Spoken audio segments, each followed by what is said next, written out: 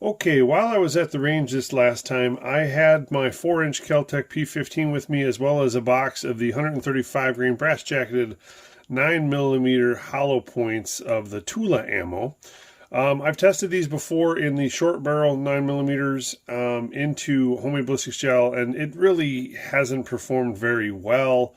But when I tested those before, I did not own a chrono, and I also did not test them in clear ballistics, and also didn't test them through a 4-inch barrel. So I decided while I was there and had some room in the clear ballistics blocks, I would try with the 4-inch, and stay tuned for the results.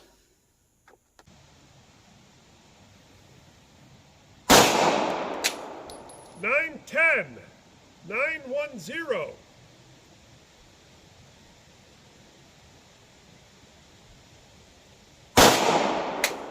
911, 911.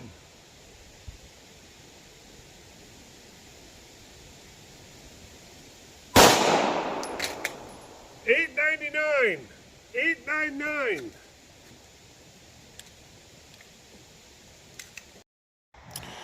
Okay, this was an extra test I did because I had these rounds with me and I wanted to test them in a longer barrel. This was that 135 grain jacketed hollow point Tula 9mm ammo.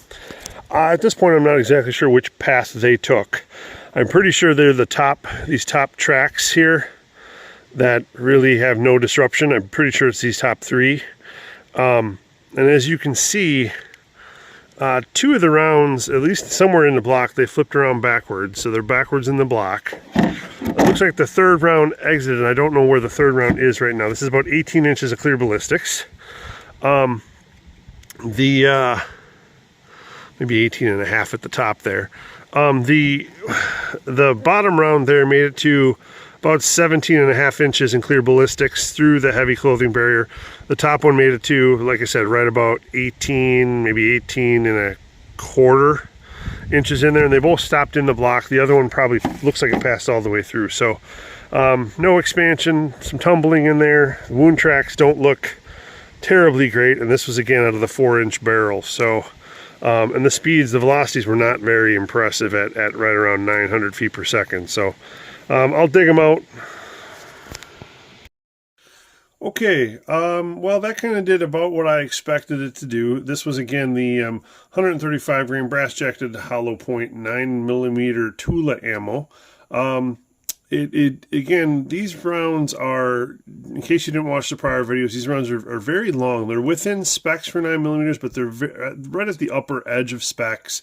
So some of my sidearms, they don't fit in the magazines. They feed fine if they fit in the mags, but they don't fit in all of mine. In the Kel-Tec, they fit just fine. The 4-inch Kel-Tec P15, they fit just fine. As you saw, they didn't perform very well in the clear ballistics. This was the round that was the first round that I took that passed through the block, bounced off the barrier, and if you saw it, if you slowed down the video a little bit, you saw that it bounced right past the camera and landed on the ground. So this one clogged up, and you see no expansion on that one. The other two both stopped between roughly 17 and 18 and a quarter inches, and again, both clogged here with denim and cotton.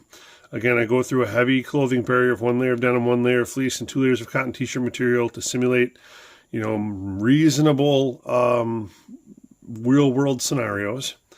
And again, they just didn't really perform. I was a little surprised with the velocities. The one positive thing is they were pretty consistent.